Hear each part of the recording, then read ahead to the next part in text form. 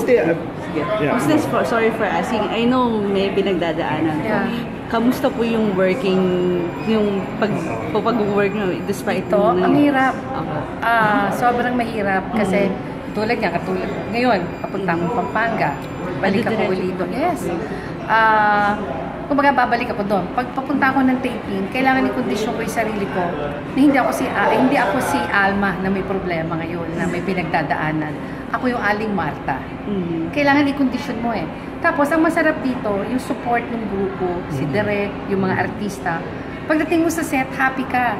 Walang magme-mention, hindi ka kukumustahin, o ano, happy lang. Yung mararamdaman mo. So, medyo tawanan, so mawawala. Idol na kung okay lang, dito, kumusta na po ang sitwasyon? Siyempre, hindi maganda. Ang sitwasyon, siyempre, yung iba nun, sa lawyer na namin. Hindi ako pwede magsalita.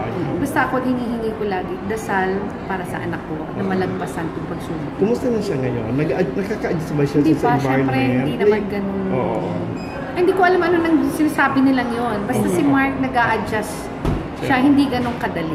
Kung ako nga, hindi ako, di ba, hanggang ngayon nandun yung ano ko, pero siyempre, lalo na yung anak ko nasa loob. O nakunan din yung parang nagsasorry siya sa'yo, di ba? Parang, alam mo yung bilang... Hindi, lagi naman mabait si Mark. Napakabait ng bata. Walang, hindi yan nagbigay ng problema sa ibang tao. Walang inagabyadong tao, hindi paalaw, away. Alam niyo naman yun, kilala niyo. Siya lang yan. So, sarili lang niya yung na biktima. Kaya nihiling ko lang, sana prayers lang sa anak ko. Ang mabait na bata niya. Last question lang po. Yung visitation niyo po, every time na may free po kayo, nandun kayo sa ano? Actually, siya yung priority ko. Okay. Nandun ako naka-base na. Okay. Tapos, uwi lang ako. Tapos, titingnan ko ibang anak ko. Katulad kay Van nun. Meron kailang supportan ko din si Van, meron siyang Cebu, yung league naman kasi national chairperson ako dati. So siya yung sinamahan ko. Tapos ganun, balik uli ako sa kanya. Ngayon ang mundo ko ngayon is nasa mga anak ko. Kasi doon ako huhugot ng lakas din eh. Wala ka pagdurangan bilang isa ina para sa anak? Wala.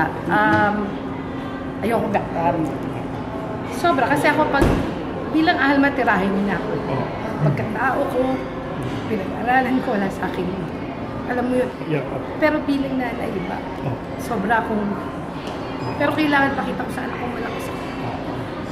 Ang hirap nun. Pero marunong si Lord eh. Iniisip ko lang sa positive na siguro kaya binigay niya to dahil may dahilan. Hindi niya ibibigay to kung walang dahilan. Diba? Siguro, hindi niya to binigay niya to dahil kakayanin to, malalagpasan namin. Siguro sa dami ko na nang dinaanan, siguro may mas magandang dahilan siya. Dinadaan lang sa ganitong proseso. Imagine ito nga, timing lahat sa akin, nagkaroon ako ng comedy.